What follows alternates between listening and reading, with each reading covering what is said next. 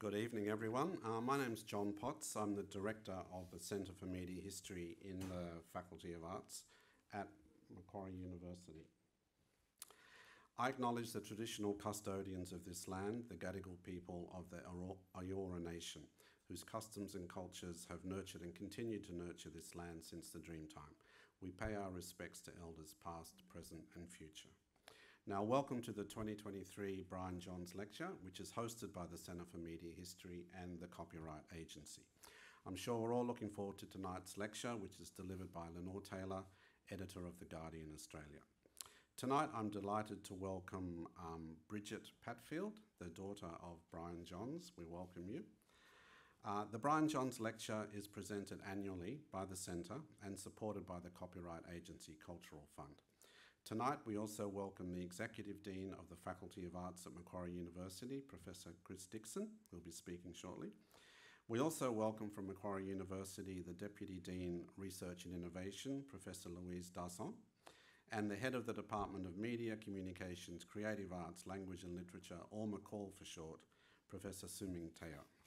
I also welcome the Chair of our Advisory Board for the Centre for Media History, Philippa McGuinness, and board members who are here, Dr. Margaret Van Heekeren, Dr. Jane Connors and Dr. Chris Muller. Also a special welcome to the CEO of the Copyright Agency, Josephine Johnston, who will speak later in the evening. I want to acknowledge our previous directors of the Centre for Media History here tonight, the founding director, Professor Bridget Griffin-Foley, and Dr. Virginia Madsen, who unfortunately can't be with us, but was the previous director. We're also appreciative of this wonderful venue in the State Library where we gather tonight, and we send a thank you to the State Library events team. Tonight, the Executive Dean, Professor Chris Dixon, will shortly invite Lenore Taylor to deliver this year's Brian Johns Lecture. After the lecture, there will be a Q&A session, which is why we've got that chair set up, involving members of the audience. Then Josephine Johnston from the Copyright Agency will deliver concluding remarks, but the night doesn't end there. We merely adjourn outside for a reception, that is drinks, where no doubt questions and conversation will continue. I note as well that tonight the lecture is being recorded up the back by Radio National for a Big Ideas future program, and the lecture is also being filmed and will be posted to the Centre for Media History website along with the previous 6 Brian Johns lectures. It's under resources for those who couldn't find it. Finally, I'd like to pay tribute to our collaborators in staging the Brian Johns lectures, the Copyright Agency. We thank them for their generous support of this event once again, and indeed for their valuable service in supporting Australian authors and creators. This service has become increasingly important in the internet age of electronic piracy, which has seen a massive transfer of wealth from creators and authors to internet service providers, platform owners and big tech. The Copyright Agency's work in collecting fees for the copying of published works and distributing those fees to authors is a crucial counterforce to the impoverishment of creators through widespread copyright infringement. And now that Facebook and Google finally have to pay for news, perhaps we can look forward to ChatGPT paying for the use of millions of copyrighted text which constitute its database, although I suspect that may be a more difficult challenge. I'm also a big supporter of the Cultural Fund, operated by the Copyright Agency in the form of grants to enable a wide range of cultural production, publishing, art practice, writers in residence and events like this, and many other cultural forms. The Cultural Fund supports the annual Brian Johns Lectures, for which we are extremely grateful. So we hope that our collaboration with the Copyright Agency continues for many more years, yielding many more Brian Johns public lectures.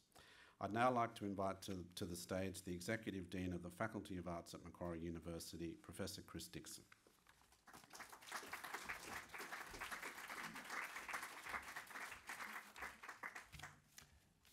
Thank you, John, and welcome everyone on behalf of the Faculty of Arts. And I'd also convey a welcome and an apology from our Vice-Chancellor, Professor S. Bruce Doughton, who is currently overseas on university business, but I know he would be keen to send his best wishes. The Centre for Media History in the Faculty of Arts at Macquarie is Australia's only centre dedicated to conducting research on the history of media. Established in 2007, its members include award-winning scholars and media practitioners who engage with industry and the community to create innovative historical works. The Centre hosts many events, from specialist workshops and masterclasses to major conferences and public lectures. The Brian Johns Lecture was established by the Centre for Media History and the Copyright Agency to honour Brian Johns AO. Brian Johns made a lifelong commitment to Australia's arts, literature and culture, and was an industry leader in publishing, broadcasting, digital media and the visual arts. Among his many roles in an extraordinary career, he served as Publishing Director of Penguin Australia, Managing Director of the ABC, CEO of SBS, and as a Director and then Chair of the Copyright Agency. He was the founding Chair of the Copyright Agency's Cultural Fund Committee, who have generously supported tonight's events. The annual Brian Johns Lecture provokes ideas and conversations about the past, present and future of the media, publishing, writing and other creative industries. It draws together writers, editors, publishers, directors and producers of media, media executives, historians, journalists, media scholars, educators and students as part of the continual reflection on new challenges and opportunities in the creative sector. Pardon me. The inaugural lecture was presented in 2015 by Mark Scott, then Managing Director of the ABC. Subsequent lectures were delivered by Professor Julian Schultz, founding editor of the Griffith Review and chair of the Australian Film, Television and Radio School, Amanda Wilson, editor of the Sydney Morning Herald, Maurice Schwartz, editor of Black Books, Quarterly Essay and The Monthly, Katrina Sedgwick, CEO of the Australian Centre of the Moving Image, and journalist and author Stan Grant, who presented last year's lecture. We're delighted that this year's Brian Johns Lecture is delivered by journalist and editor Lenore Taylor. Lenore has been the Editor-in-Chief of The Guardian Australia for 6 years and has been with The Guardian since its launch in May 2013. So happy birthday to The Guardian, when she joined as political editor. Lenore has been honoured with 2 Walkley Awards and has twice won the Paul Lynham Award for Excellence in Press Gallery Journalism. She's a formidable commentator on the Australian political landscape and has long been a regular guest and radio and television current affairs programs, including the ABC's Insiders. The topic of this year's lecture, Defending Truth and the Facts as the Bedrock of Reporting, from client journalism and fake news to ChatGPT. Lenore will discuss the ongoing battle to defend facts and the search for truth as the foundation of journalism against challenges from fake news and disinformation to the generative writing of ChatGPT. Please join me in welcoming Lenore.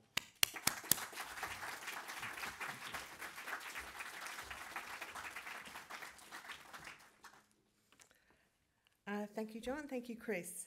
And thank you, everyone, for coming. I know you're all foregoing the budget speech in reply tonight, so thanks for that. I think that we all have moments in life when we know that something big is happening and that we're stepping into a new and consequential moment or experience, and our minds kind of take a mental Polaroid, like a intensely clear picture of how that moment looks like and how it feels like, and then we store it away like in a file marked important. Anyway, I do that. And so far in my professional life, there's been 3 moments like that. It's late 1987, I'm nearing the end of a cadetship at the Canberra Times, and it's finally my turn to work in the newspaper's Press Gallery Bureau at Old Parliament House.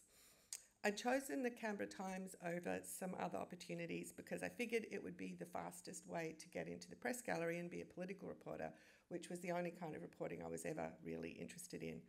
And here I was on a sunny spring morning, walking past the roses and straight in the front door of that white building that I saw on the television news every night, because I worked there. I had to pause to calm my nerves, and all I could think was, now I can start. It was more than a decade after Watergate, but like most reporters of my generation, that investigation was an already mythologized touchstone for the power of journalism to effect change. And I'd already absorbed that well-worn quote from Woodward and Bernstein, "All good reporting is the same thing, the best obtainable version of the truth." So from the starry-eyed perspective of an excited and incredibly naive cadet, that idea seemed really simple. But over the next 36 years, I came to understand just how slippery and difficult it could be. As the waves of financial and technological change battered and shifted how and what we did, when the very concept of truth as the foundation of public debate was challenged, achieving the best obtainable version of the truth became extremely complicated indeed. In the late 1980s, the news cycle still moved with the sun. Papers dropped on the lawn in the morning. We had till the evening to file the news for the following day. So there was more time to ask questions. There was more time to talk to contacts. There was more time to think. And as we all know, in those days, the media had a near monopoly on the attention of readers, which was a commodity that ensured that those rivers of gold of advertising revenue just kept flowing. And that more manageable, luxurious, it seems now, tempo made it easier to sort of find information, stress test information, really dig for the truth. But that gatekeeping role, that powerful gatekeeping role, also conferred on publishers considerable power to shape public opinion and to determine which ideas and whose version of the truth got to be heard, how the obtainable version of the truth was portrayed and framed. And sometimes news could be angled to suit the commercial or ideological interests of owners, or toned down to ensure no advertisers complained. You know, and I think all the big mastheads held that traditional gatekeeping power, and they all used that power in some ways. I think it would be fair to say it was wielded quite overtly by News Corporation, and that was an organisation I had joined as a junior reporter in 1989. As successive governments approved mergers that steadily reduced the number of publishers and increased the concentration in media ownership over the ensuing decades, urged on by lots of opinion columns in those very same newspapers, concern that power was being exercised in a way that harmed Australia's democracy eventually grew to the point that more than 1 million Australians signed a petition supported by 2 former Prime Ministers from opposing parties calling for a royal commission. But that's all to come. Then, as now, there were really diligent reporters at The Australian working hard, breaking news, doing a good job. And then, as now, the paper took an editorial view on issues as it is entitled to. But I think, as has been extensively traversed over the years, including in Robert Mann's 2011 quarterly essay, Bad News, the exercise of power did at times appear to override the truth. The organisation's coverage of global heating was one example. I think it highlighted the views of climate skeptics long after the science was clear and those views were discredited, fomenting doubt and confusion to back an editorial position often in favour of Australia delaying effective domestic action, a goal that sadly it helped to achieve. The positioning became too much even for James Murdoch at the height of the 2020 bushfire crisis, when he and his wife Catherine released a statement saying that they were particularly disappointed with the ongoing denial among the news outlets in Australia, given obvious evidence to the contrary.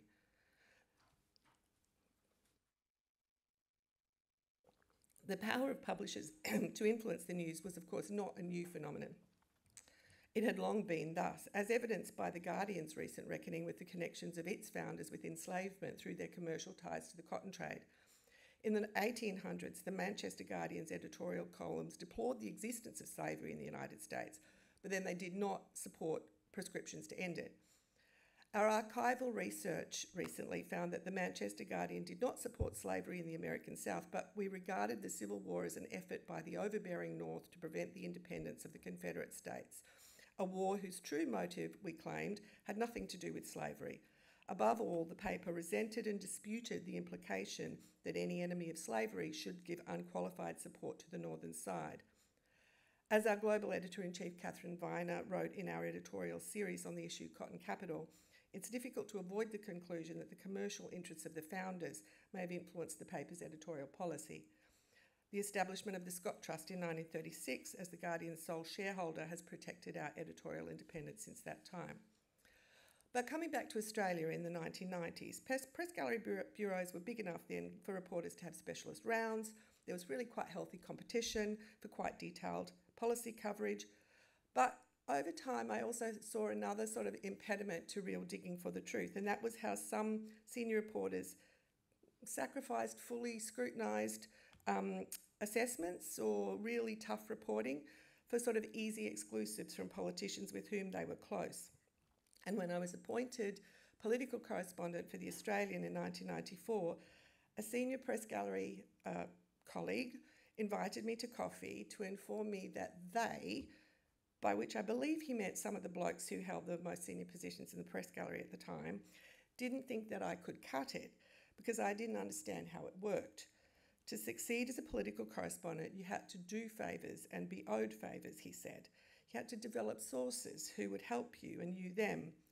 I was, he said, far too straight down the line, too much like Michelle Grattan. I continued to admire Michelle Grattan and the many other press gallery reporters who are straight down the line. Sources and trusted relationships are necessary to do that job, but never at the expense of fairness and facts. And getting too close to sources is a danger, and that's not only for the politics beat. For me, the unbearable pressure point came when I briefly returned to the Australian in 2009 and was assigned to cover the Copenhagen Climate Conference, where, for several days running, I was asked to leave the meeting with 150 world leaders, 20,000 delegates, and the fate of a global agreement to reduce greenhouse emissions hanging in the balance, to travel across the city to the Copenhagen Climate Challenge, a gathering of a handful of climate deniers, including the Australian geologist Professor Ian Plimer, who said he was in Copenhagen to try to stop the world engaging in global collective madness. This request, I was told, was being made in the interests of balanced coverage.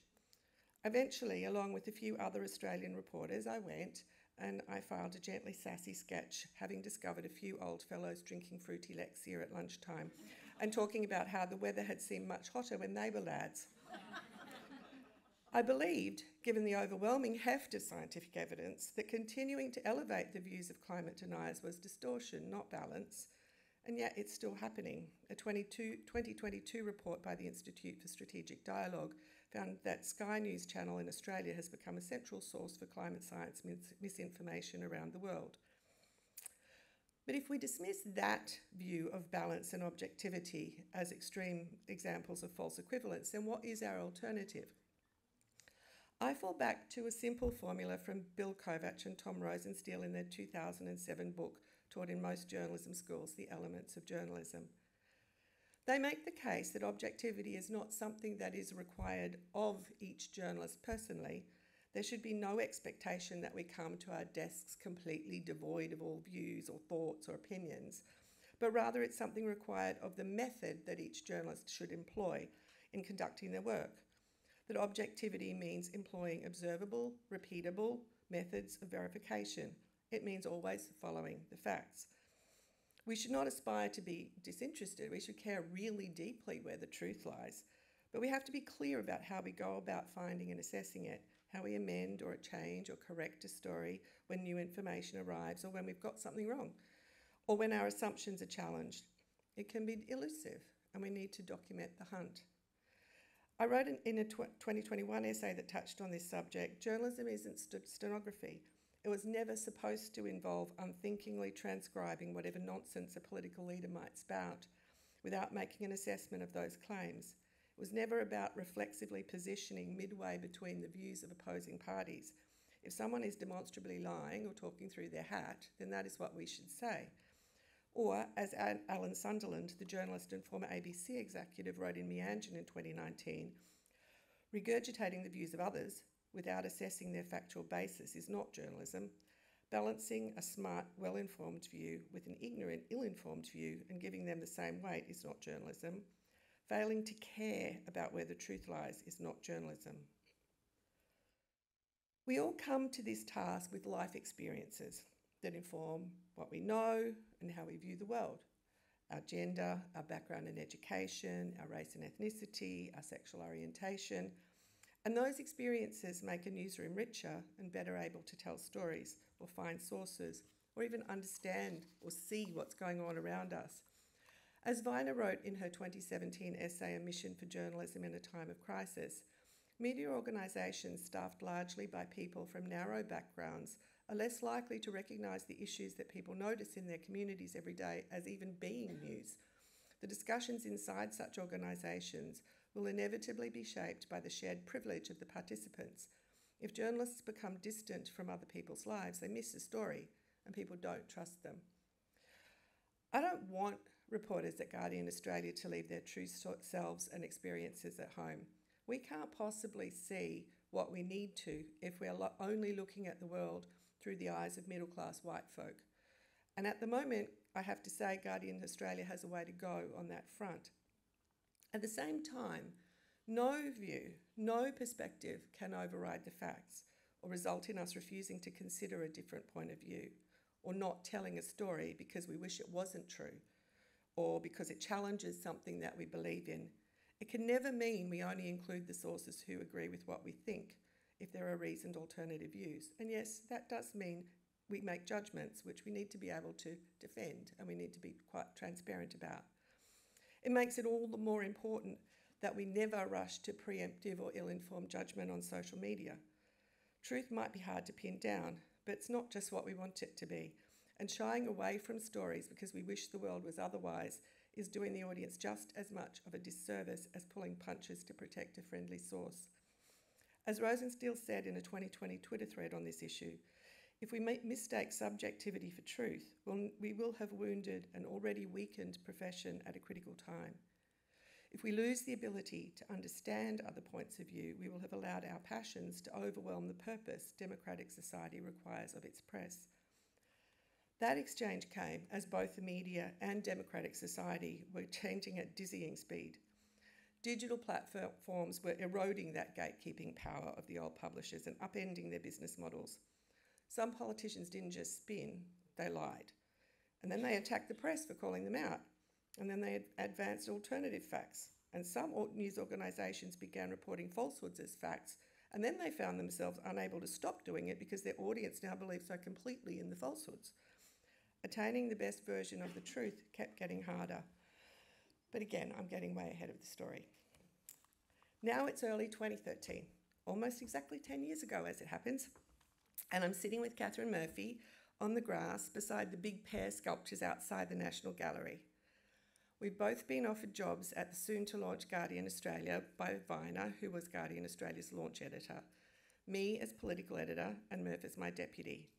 In the UK, with its £1 billion Scott Trust and at that stage 190-year history, the Guardian was an institution for the ages. But Guardian Australia was a philanthropically funded experiment. I was at the time chief political correspondent for the Sydney Morning Herald. Murph was at The Age, and they were jobs we loved.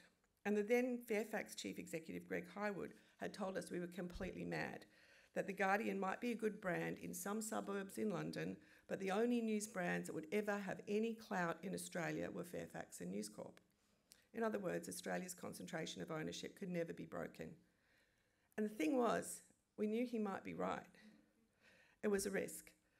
But we had a chance to prove him wrong. And if we did, we would be helping create a new voice, and an unashamedly progressive voice, by which I do not mean partisan, but happy to plant a stake for the truth.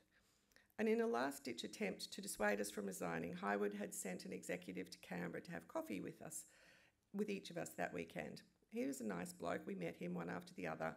And then we regrouped there on the lawn by the pairs, and we each typed our resignations, counted to 3, and pressed send. I was really attracted to the idea of a digital-only offering and a media organisation at the forefront of working out how to manage a news cycle that no longer moved with the sun, but rather changed by the minute. Having already reported the first few years of the Australian climate wars with Tony Abbott's regularly spurious or out-of-context claims about the havoc a carbon price would allegedly cause, I was really excited to be part of an organisation that shared my view of objectivity and would be unafraid to call that out, even if for a time that meant criticising one party more than another, and even if it meant that we were derided as warmists or alarmists or loons, so long as we had our facts right. This was a time when we were really optimistic about the possibilities of how digital journalism could help us understand our readers and learn from them. It was a time when Twitter and Facebook were really useful places to get information and talk to people who would otherwise be out of our view and out of our circle of acquaintances. We were really hopeful about the new town square at that time, and there were really good reasons to be. The media's gatekeeping power was being challenged, but being fact-checked and challenged in real time and facing competition from bloggers and startups and lots of smart people out there in the world, that seemed like a really positive kind of shake-up. But we could see that we were facing big challenges. And the person for whom this lecture is named, the person we're commemorating tonight, Brian Johns, whose incredible career across broadcasting and publishing was really something to behold. He was one of the first media leaders in Australia to really identify the transformation that digital journalism would force. He brought the ABC's television and radio divisions together at Ultimo, for instance, which is something that seems logical now, but it was pretty controversial at the time. And I know Mark Scott, ABC Managing Director at the time of John's death in 2016, and who had given the first of these lectures the previous year, said of his predecessor, almost more than any other media leader in the country, he understood the impact that digital technology was going to make on media organisations, and he drove the organisation to change to respond to that phenomenon. A lot has changed. We do still benefit from the interaction and challenges and ideas from readers, but over time those social platforms have become addictive traps. We depended on them for distribution, even as the migration of eyeballs to their sites eroded our revenue base. Virality favoured either the uncontroversial or the emotional or the dogmatic. Nuance doesn't go viral. The logic of online interaction, the algorithms that favoured emotional extremes, the news sites that monetise clicks by feeding readers ultimately unsatisfying sugar hits of titillating easy consumption, it all formed a kind of a cycle, a sort of centrifugal force that pushed online debate towards ever more toxic extremes and an increasingly polarised readership. And civilised disagreement was swamped by divisiveness and anger, and people entered these kind of closed-loop information systems, kind of impervious to outside and alternative ideas. Some politicians fermented and capitalised on the whole mess, and the polarisation corroded trust, that essential glue in a democracy, including trust in the press. The upending of the business model saw media organisations themselves participate in the same self-defeating process. Audiences were splintering across the internet's infinite sources of news, and outlets like Fox in the US built a whole business case on amplifying populist polarisation and building the loyalty of a partisan tribe. In 2018, Trump's erstwhile strategist explained a plan to push this democratic destruction even further. We got elected on drain the swamp, lock her up, build a wall. This was pure anger. Anger and fear is what gets people to the polls, Steve Bannon told Bloomberg's Michael Lewis. The Democrats don't matter. The real opposition is the media, and the way to deal with them is to flood the zone with shit.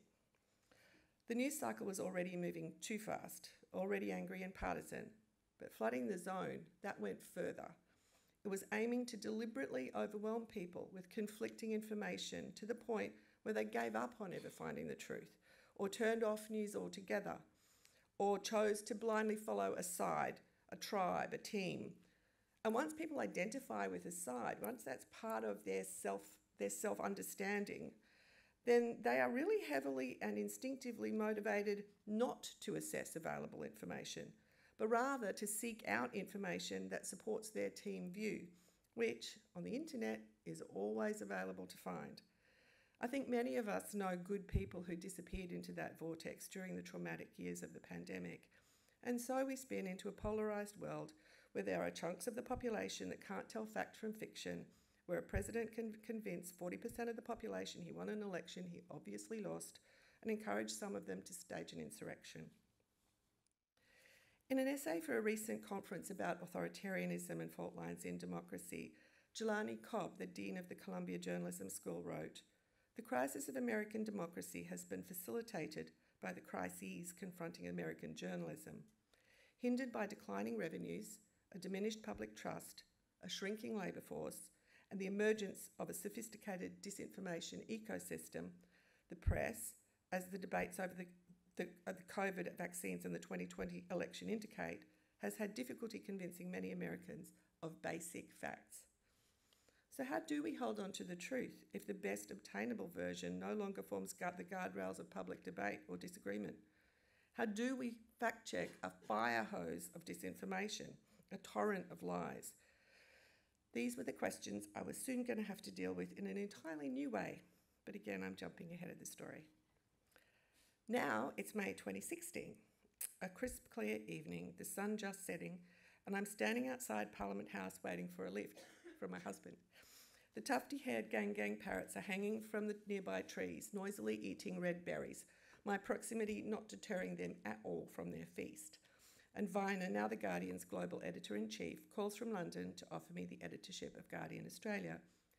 It was a call I'd been hoping for, but I was momentarily overwhelmed.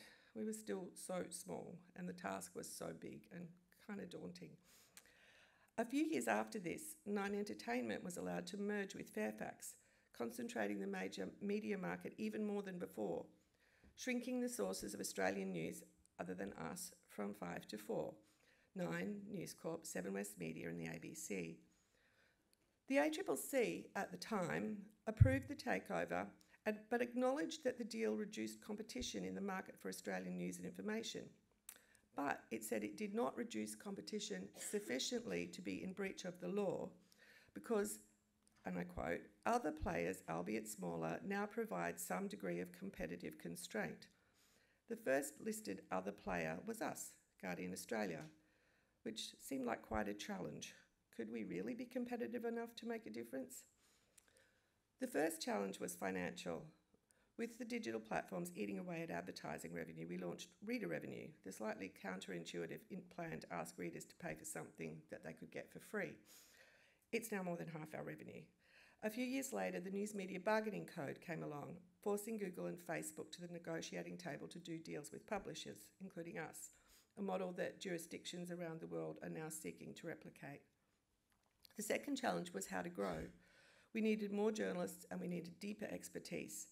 Some generous philanthropy helped us bring forward expansion plans. We turned a profit and we paid back the philanthropic loan that had helped us launch. We expanded a little more and then the code helped us grow again. When we started, we had around 20 editorial staff. Now that stands at 167 across commercial and editorial. The third, and by far the trickiest thing, was how to steer the course. If readers were overwhelmed, perhaps some information could be framed differently as explainers or inserts into stories to quickly give context and background, data representations, lists of main points. If some readers, young readers for example, were never going to come to our painstakingly curated website, then we needed to present our stories where they were as podcasts or insert our news into their social media feeds. When we do, they consume it. There are ongoing regulatory questions about TikTok, but with very minimal resourcing, we're reaching more than 2 million viewers a month, with quite serious topics. Last year, for example, we had 1.5 million views to a TikTok explainer about the conflict in Tigray. But how to navigate a polarised world where we could check misinformation all day and never report on the issues we consider important, and where countering an untruth can help draw attention to it, these are really hard judgments that we have to make every single day. But it's not all gloomy, I don't think. I do think there are reasons for hope that we might be able to hang on to fact-based debate. In Australia, at least, the pandemic seemed to shock politicians out of their reflexive divisiveness, and governments responded with an unusual degree of cooperation in those years. Our job was made much easier because, for the most part, Australian decision-makers followed expert advice and facts, and they sidelined shrill voices urging them to do otherwise. There were some exceptions and disagreements about severity and longevity, but mostly leaders listened to health experts and imposed lockdowns and restrictions, and they kind of brushed aside the few commentators suggesting things be left open in the interests of economic growth and elderly Australians would be willing to bear the consequences. And readers responded to the pandemic with a seemingly insatiable need for information, for factual information. They really reached for the best available facts and knowledge provided by all the mainstream news sites as something kind of solid to cling to as our lives dissolved into sort of uncertainty and fear. Like all the sites, our readership soared, dipping and rising like a kind of proxy map for the nation's fears and anxieties. And because the political debate stayed mostly within the broad parameters of a sensible discourse and a reasonable disagreement, we didn't have to explain why the leader of the country was wrong to suggest that the virus could be cured by injecting bleach, or spend a lot of time explaining why consuming horse deworming medication might not be a good alternative to vaccination. And it turns out this more measured fact-based discourse enhances trust in institutions. Who knew? Social cohesion as measured by the Scanlon report and trust as measured by the Reuters Digital Media report and our own Guardian Essential poll all rose. People reported greater trust in all institutions, including the media, although some of the latest reports suggest that this COVID bump might be now waning a little bit.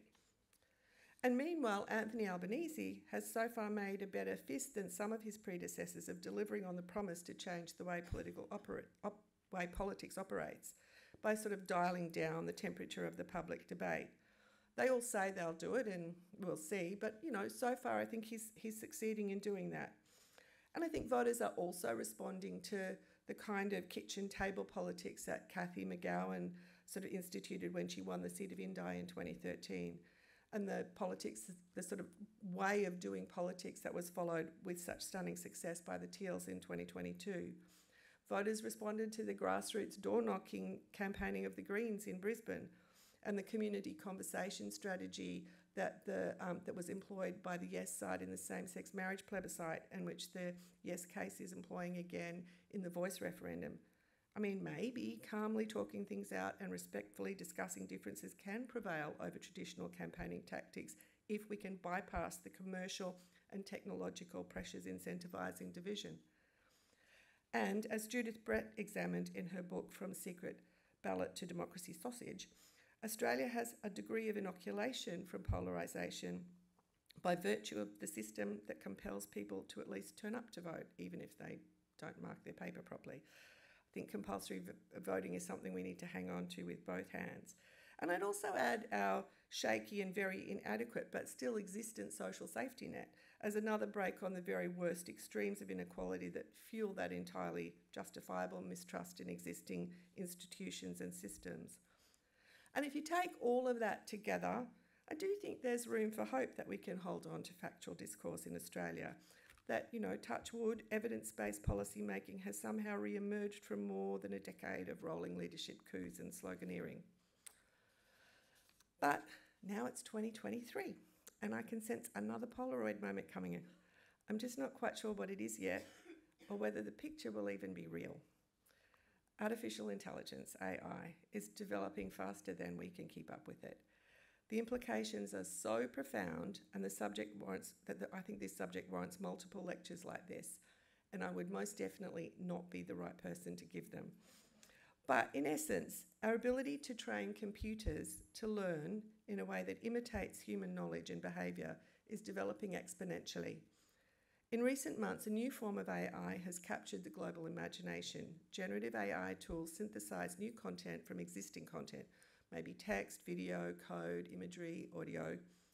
They're built on large language models which ingest billions of pieces of information and intellectual property from across the web, identify patterns, respond to our prompts, suggestions and questions, and this gives them an incredible facility for language, which is perhaps their most dazzling trick. We can talk to them and instruct them as we would another person, and they talk back to us in really fluid and seductive ways.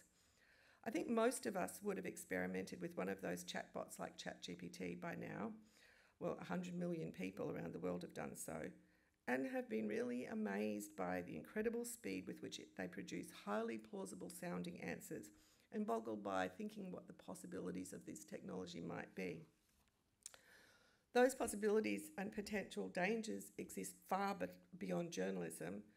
In March, more than 1,000 artificial intelligence experts and researchers, including engineers from Amazon, DeepMind, Google, Meta and Microsoft, called for an immediate pause on the creation of giant AIs for at least 6 months so the capabilities and dangers of systems like ChatGPT-4 could be properly studied and mitigated.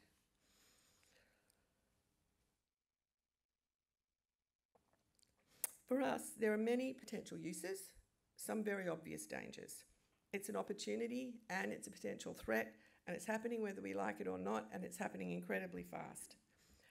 As a simplistic exercise, which I could fact check really easily, I asked ChatGPT to write a profile of me. I must say it was very flattering, but it got a couple of things wrong, including my birth year, the year I started in journalism, where I've worked, when I was awarded a Walkley Award and what it was for. Apparently, I won the award for covering the Goss government's first budget in 1995. when I've actually never covered Queensland politics, and anyway, the first budget was in 1990. The mistakes went on, culminating in the fact that in 2018, I was apparently awarded the Press Freedom Medal by the Australian Journalists Association in recognition of my outstanding contribution to the defence of media freedom and the public's right to know, which would have been nice. But the AJA has not existed as a standalone entity since 1992. And while I think the Press Council might occasionally award a similar sounding medal, I certainly have never won it. It was all written in a really credible emulation of human prose. But ChatGPT is not human.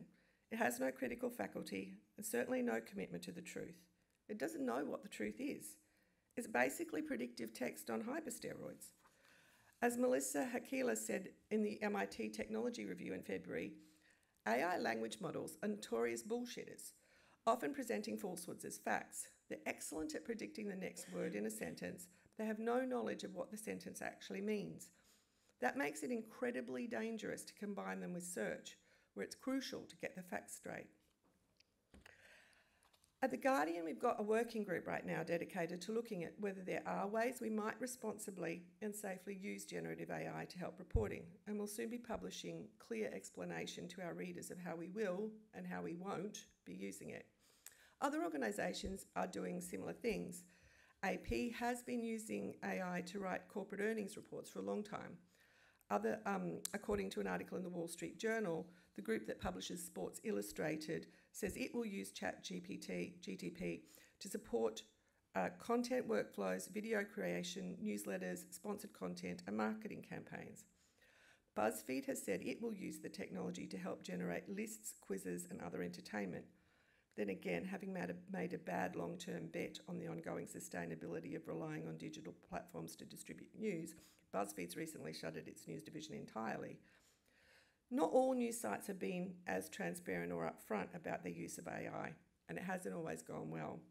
Earlier this year, US technology website CNET admitted it had been using the technology to write articles bylined CNET money staff, initially without prominent disclosure, and as revealed by another US site, Futurism, some of those articles had enormous numbers of very basic errors. As our head of editorial innovation, Chris Moran, wrote recently, the question for responsible news organisations is simple and urgent. What can this technology do right now, and how can it benefit responsible reporting at a time when the wider information ecosystem is already under pressure from misinformation, polarisation and bad actors? The opportunities are exciting, but as Moran says, the concerns extend beyond how media uses ChatGPT. We're also worried about how ChatGPT and other programs use us. For example, ChatGPT provides citations to books and academic papers and articles, but some of them are also made up, including citations to non-existent articles allegedly published by The Guardian. These fabrications are termed hallucinations, but that's also anthropomorphizing things. The computer models do not have brains that temporarily lose their grip on reality. They've got no understanding at all. And this raises obvious questions, including how we respond to the fact that these large language models are crawling the web, including all of our licensed content, without recompense in order to chew it up and spit it back out in a kind of huge information terrene that may at times completely falsify our work or provide what appears to be an alternative to our work, which is in no way the best obtainable version of the truth and may well be false. And then there's the entry of a whole new type of content farm. The content farms used to involve very poorly paid people churning out a flood of things that resemble news articles to be monetised through the search engines. Now AI is taking the place of that.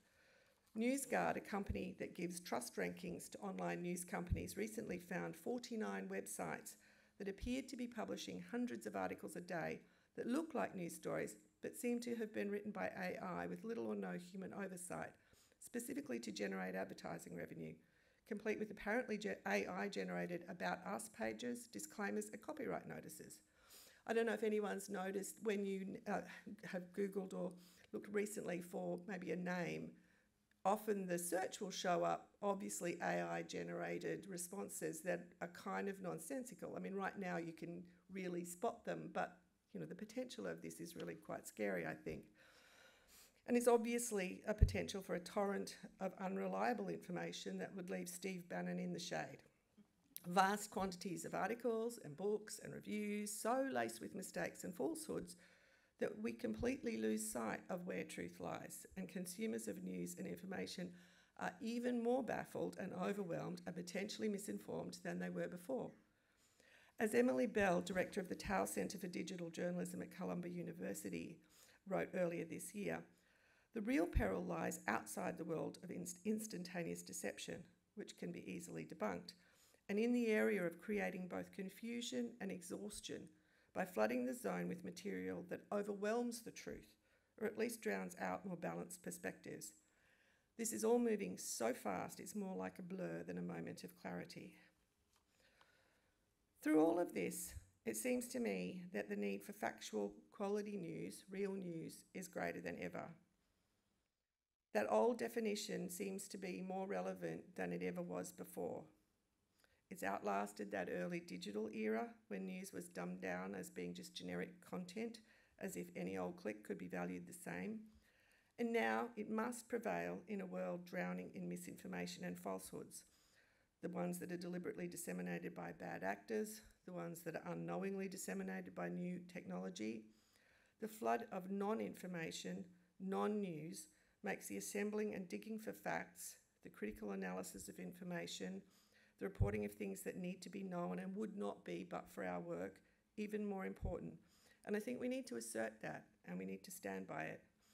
We do our work now as part of a community of readers, open to suggestions, open to correction, open to debate. We distribute our work in different ways, and we urgently need to find new ways to distinguish it and stand by it and meet this emerging tsunami of misinformation. Because unlike an algorithm, we care about where the truth lies, and we must make the loudest possible case for its importance. Because the principles and essence and purpose of this job are exactly the same as when I was a baby reporter walking into Old Parliament House for the first time. I'm as excited by it now as I was then. Feels good to be able to say that after 36 years. I think I need some water. I'm also privileged to lead a team of incredibly talented, innovative, determined, principled reporters and editors who very regularly have better ideas about how to fulfil our mission and confront these issues than I do, which is just as well really, because the task has become a lot more complicated than I had ever anticipated. Thank you.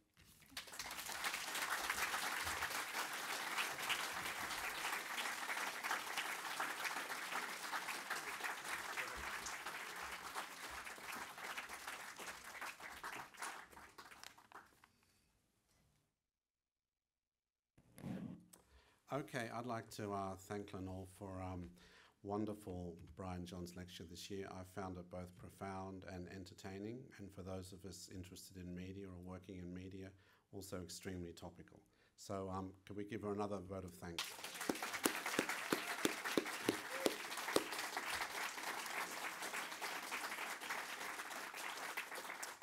Now we do have some time for a question and answer, and I'm sure many people will want to ask questions to follow up on things that Lenore was saying. We do have a microphone here. If I could get someone who could volunteer to hand around the mic to the audience, and Lenore has a mic over there. Oh, okay.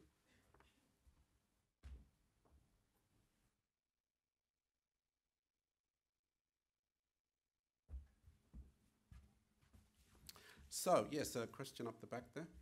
Could you also identify yourself when you speak, please?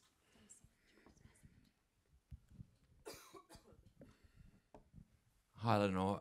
It's Paddy Manning, freelancer, and thank you for your presentation there. This is This is a bit of a dixer in a way because you don't have a paywall, but Roy Wood at the White House Correspondents Association dinner just a few weeks ago made a joke that at least conspiracy theories were affordable, and he was sort of taking a dig at paywalls, and I had become, encouraged by the success of paywalls because I thought it was supporting journalism and the employment of journalists so we can do our job. But it is a valid concern, it seems to me, that there are millions of people who can't afford all these subscriptions, and the quality of the information they're getting is deteriorating. So I wonder how you feel about paywalls. Look, business models are tricky, right? And they've had to evolve over time. And when we set up Reader Revenue, it was an experiment. You know, I remember when we first launched it, and I thought, are people really going to pay us when they don't have to? Like, this seems mad. Now they do, and part of the rationale we make for people doing that is to say, if you can afford to pay for this news, it means it will remain free and available to people who can't afford to pay for it. But I think it's a valid concern. You know, we have to finance what we do somehow, either through ads or through subscriptions, either the sort of subscriptions that we have or paywalled subscriptions models that most other media organisations have. I think it's a valid concern, though, or consideration as this tsunami of noise comes at us, and as you know, people are really struggling about how they can afford it. Of course, there's always the public broadcasters that will, provide news that for free. But I think it's a valid concern. Okay, another question. Must be lots of questions. Don't be shy. I think everyone wants a drink. Hi, Lenore. Lauren Martin. I really appreciated you taking us through the ups and downs and grounding it in reality and coming out with hope for journalism. And it reminded me of a recent column in the Washington Post by Amanda Ripley, who said that often what's missing for people who are suffering this onslaught is hope in journalism, hope in the stories. And I wondered if you'd contemplated that and how you consider that in your coverage. Yeah, absolutely. I mean, you can't, sometimes the news is bleak, but you've got to find ways of balancing it and also providing some sort of solutions or some sort of ways that people can hold on to hope, because otherwise, just leading people down a path of despair, and despair means, giving up almost. So within the realms of fact and reality, you need to find hope wherever you can. I think the UK's Guardian slogan is "Hope is power."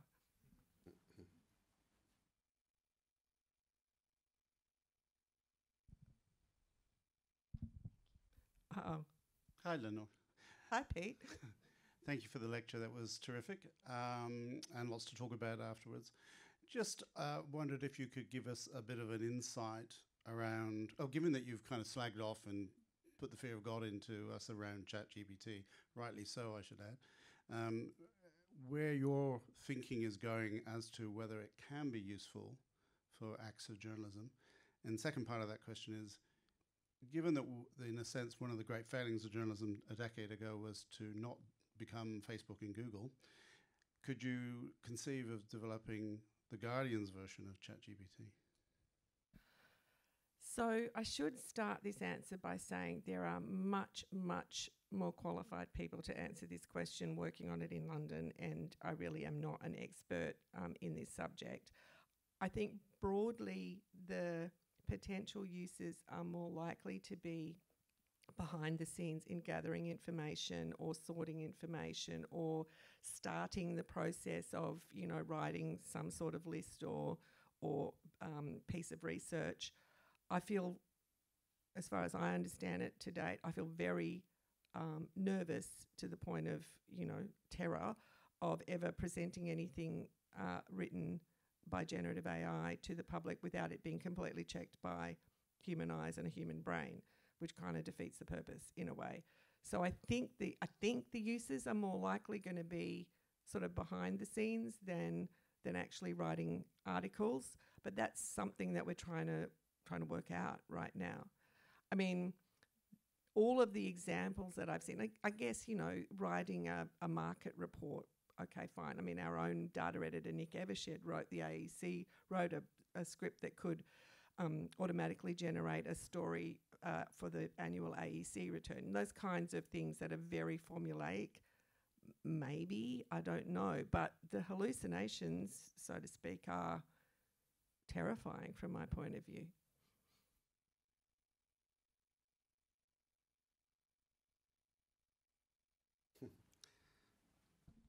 We got three there, Kate. One up there, one in the middle, and one over here. Hi, Lenore. Thank you for the lecture. My name is Can Yalçınkaya. I'm from the Center for Media History. You mentioned ChatGPT and sort of text-based generative AI models. And what I was wondering, what's your view on like image generating AI as well? Because that's also been in the news recently, and there's artists who are kind of gathering against that.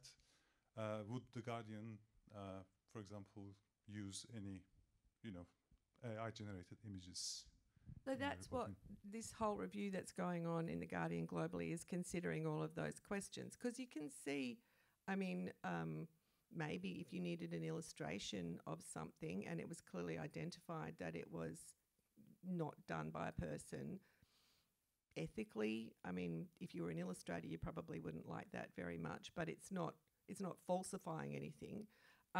There's obviously copyright issues of as with all of this stuff, where does it pull the information from? So I don't have a clear answer for you. I think it's in the same mix of this is coming at us fast and we need to have clear rules, and until we've got clear rules and clear guidelines, we're going to not use it.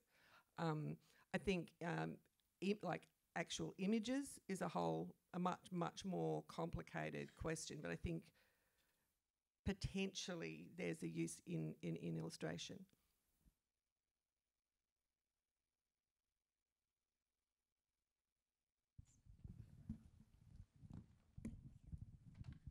Hi, I'm Ash. I'm Professor John Pott's student. My question was, you spoke about editorial independence. So where would the silver lining be to editorial responsibility? I don't know that I 100% understand your question. What do you mean by silver lining? Like you do have editorial independence about what you want to write your article about, the opinion, and that's how an opinion piece works. And you have the editorial piece where, as an editor, you give your opinion. So if journalists have the independence and editors have their independence of giving their opinion, so where would the journalism's or the editor's responsibility would be about conveying the facts and sticking to the hard news core part of it? So, editorial independence, as I understand it, means that what we do should be independent from external pressures like commercial pressures or pressures from an owner or a publisher to do what they want, or political pressure to, satisfy a particular political end. I think your question's also touching on the delineation between news and opinion, which is, you're right, it's really important. And you need to be careful about not mixing the two, but I think they're sort of two slightly different issues. Sorry, another question. So when you did talk about opinion and being able to write articles with your own independence, so there is freedom of press, but in that case, even with your allegiance with your organization, say The Guardian or the Fox, people are getting sacked for presenting their facts. So BBC had the same thing and they rehired him, but there are other cases which are coming up where journalists are being sacked for being opinionated, for which they were asked to do so, just like the recent Tucker Carlson's exit from Fox News. So if you get to write an opinion piece or to voice your opinion, it needs to be grounded in facts. You can't sort of jump the facts, if you like. And I'm sorry, I'm not 100% following your questions.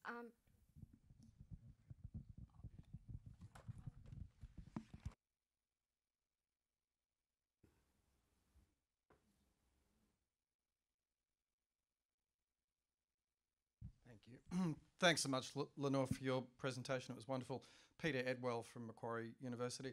I wanted to ask you what advice you might give to that young cadet journalist just about to walk through the metaphorical doors of Old Parliament House, just starting out now, and how they might go through the next 36 years of a career, or maybe even through the next 10.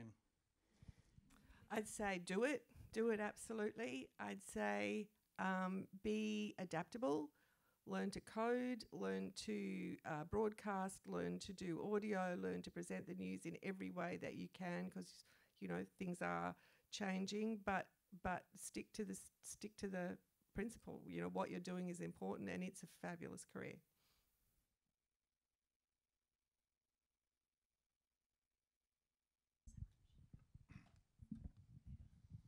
Hi, Lenore. I'll join everyone else in saying thank you. That was a really informative and brilliant lecture.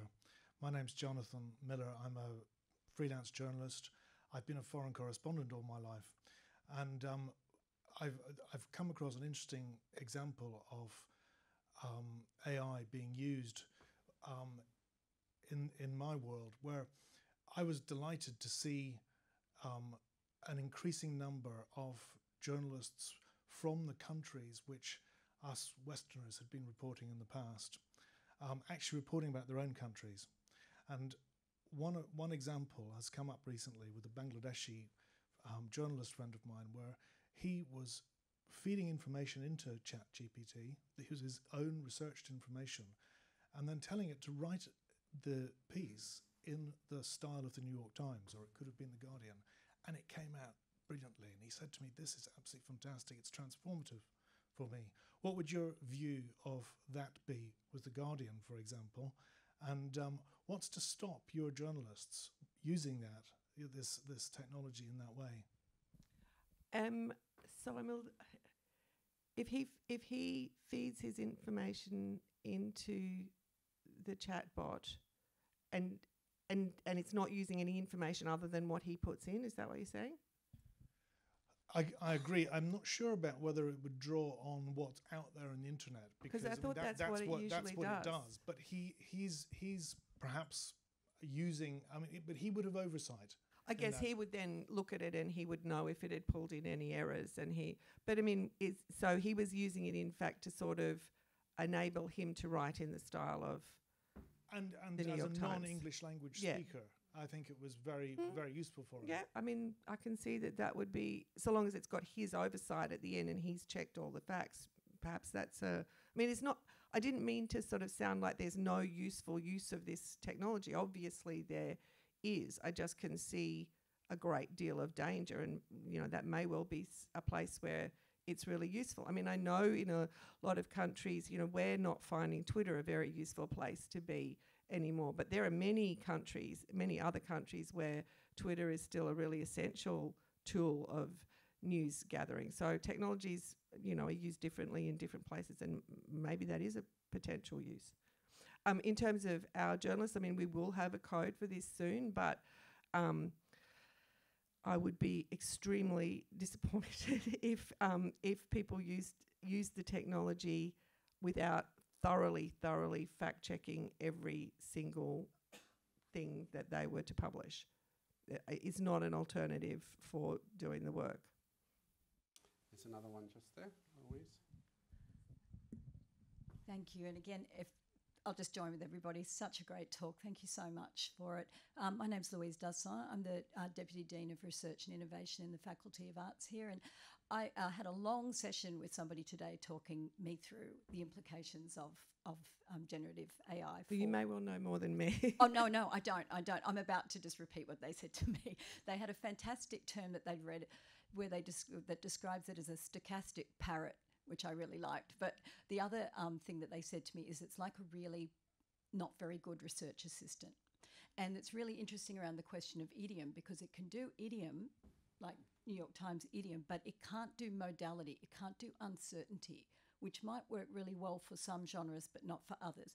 My question, though, is a different one, which is one of the things that we were talking about today, or I was being told about today, was the question of speed, efficiency, or we were thinking around questions of speed, efficiency and false economy, because one of the things that I worry about is that if generative AI is a not very good research assistant. There could be the appearance of efficiency, but actually a false economy. And so I guess I'm trying to think around the pressures that we already have to, say, publish at speed, etc., and how we can sort of hold our ground against those sorts of things. And I wonder, do you think it's a false economy? Look, I suspect it probably is, but I'm told there's also this emerging science in knowing how to prompt it. The whole prompt science is going to be a thing. So maybe we'll evolve to be able to prompt it in a way that it's a less shit research assistant. I don't know.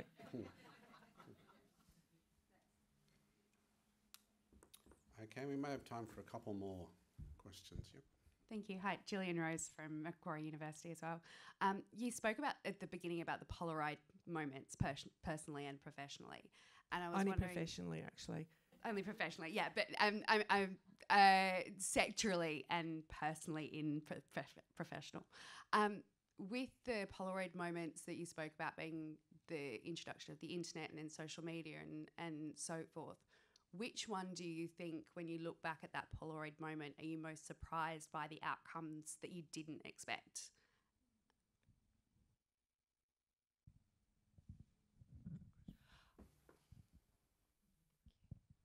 Well, I mean, I don't know where AI is going to go, so I have to sort of say, the digitisation of media, because we didn't really predict where that was going to go. We didn't really know.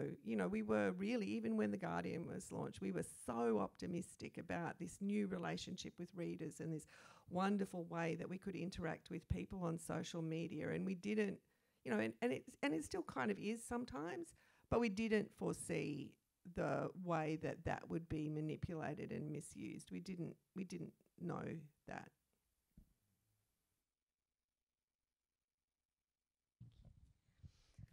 Hi, Lenore. I'm Pip McGuinness. How are you? I have a question about the way that newsrooms look now. So I loved the trajectory of your career, which is just getting started. Bit like Rupert Murdoch, I'm looking forward to the second half of my life. But it made me think of Maureen Dowd's comment in the piece that she wrote, and she was very upset that journalists weren't packed into newsrooms the way that they used to be. And I think, she mentioned that's where she met a husband or two, and I only met the one. Yeah. and what a loss it was, and why are young journalists insisting on working from home? And this struck me as a kind of a very pronounced example of a huge generational shift, where perhaps for most of us, but for many young people, the internet is real life. And you don't have to stomp the streets necessarily to find a story. But then I think we still imagine a newsroom looks like it did in All the President's Men or something. So how is it at The Guardian, in Surrey Hills and around the world? So certainly in Surrey Hills, people are starting to come back to the office, and I'm strongly encouraging that. Not all the time. I mean, I think we're now in a new world where most people are going to work from home a couple of days a week, and that's great. But I don't think you can really absorb the culture of an organisation. I don't think you can really properly learn from colleagues or collaborate with colleagues or have that sparky, fizzy ideas conversation with colleagues unless you're there in person. And I think the Guardian staff are seeing that and understanding that. Everyone was very excited to come back after the last lockdown and have in-person meetings, and it's just, like Zoom gets so old. And we're doing things to encourage it, like making curries on Wednesdays and, like encouraging people to come back. But seriously, I do think we expanded a lot during lockdown, and I'm really conscious that those younger, newer reporters haven't sat next to an older reporter listening to how they deal with someone being difficult on the phone, or haven't been able to just turn around to someone and say, how do I do this? Or what would you do in this situation? It's harder to, ask for advice on chat. So I'm really encouraging people to come back into the office, probably half the time, and I'm optimistic that people will. Okay, thanks, Lenore. We've run out of time for the Q&A, so thanks for answering all those questions. And of course, there'll be more informal discussion outside in the reception in a few minutes. But first, I'd like to invite to the stage Josephine Johnston, who's the CEO of the Copyright Agency, for some concluding remarks.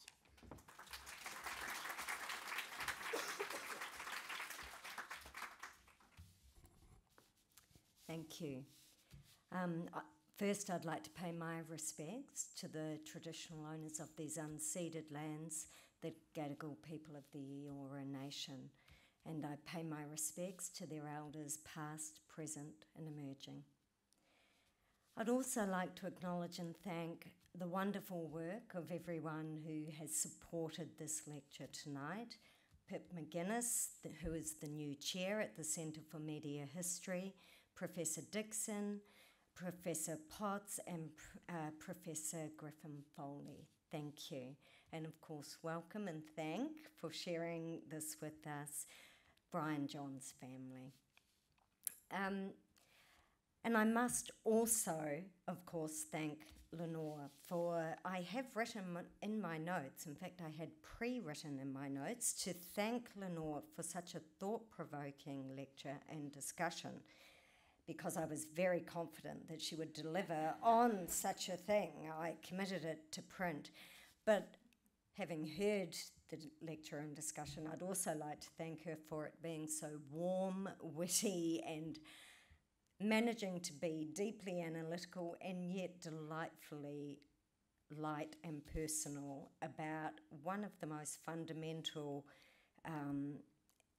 something that has the potential to be one of the most fundamental changes in ethical, social and commercial spheres, none more so than within, that quest to find the best obtainable version of the truth. So thank you, Lenore, for everything that you've given us to think about tonight. Through our Cultural Fund at the Copyright Agency, we are delighted to again support this lecture. It is truly our honour to be involved with it and to collaborate with the Centre for Media History. And it's fantastic to see so many people turn out for the lecture tonight, and it's got a delightfully retro 2019 feel about it with us all back in the room. Since last year's lecture, the federal government has launched Revive, Australia's cultural policy for the next 5 years. This policy acknowledges the vital role of diverse Australian stories. It celebrates First Nations cultures and reinforces that the artist, the creator, needs to be respected both as creator and a worker. We welcome the government's commitment to investment in a strong cultural infrastructure. And no one contributed more to that in Australian life than Brian Johns. So it's wonderful to have Lenore give this lecture, and it's particularly fitting that it's here in the glorious State Library of New South Wales. It reflects on the role that libraries play in preserving our cultural heritage and providing a gateway to a wealth of information and knowledge. Writers in the community, however, still need our ongoing support. It continues to be a challenging time for the arts community, and the Copyright Agency's support is crucial for creators and those working in that sector. The licence fees that we collect for the use of copyright work within government, schools and universities all goes back into the creative sector to ensure the ongoing creation of works that enable Australian stories to be available in our schools, on our library shelves, and hopefully being read to our children at home. The Cultural Fund allocates up to $2 million a year in grants to creators, publishers, visual artists, and key industry stakeholders. And this lecture series is a very fitting example of support for provocative and stimulating discussions that we need to have in our community. Now, I have the great honour to invite everyone to join us for a reception in the cafe area next door, where I'm sure Lenore will take more questions. Thank you.